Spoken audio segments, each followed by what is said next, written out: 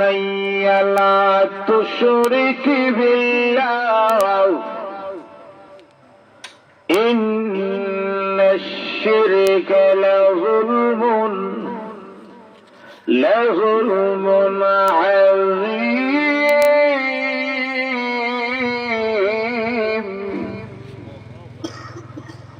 লুকমান আলাইহিস সালাতু ওয়াস সালাম সর্বপ্রথম যে উপদেশটা ওনার ছেলেদেরকে দিলেন যে হে বৎস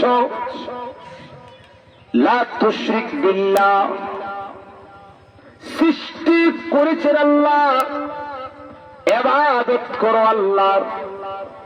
আল্লাহর ইবাদত করতে গিয়ে সাবধান, আল্লাহর সাথে শিরিক করিও না। ঠিক না বেটি? ইবাদত করতে গিয়ে কার শিরিক করতাম না? আল্লাহর।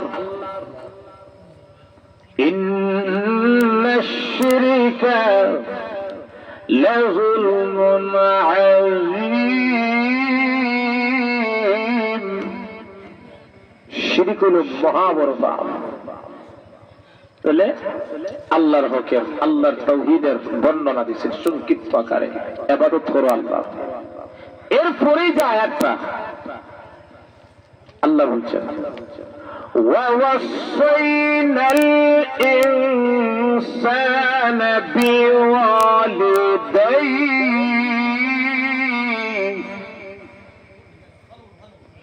আল্লাহ বলেন পৃথিবীর মানুষ সৃষ্টি করেছি আমি আল্লাহ, ইবাদত করো আমার আল্লাহর। আর পৃথিবীতে আসার মাধ্যম তোমার মা বাবা, সুতরাং খেদমত করো তোমার মা বাবার। ঠিক না? ঠিক। তাহলে প্রথমে আল্লাহর হক, পরে কার হকের কথা বলছেন? মা বাবার। বুঝেন? এবার আসো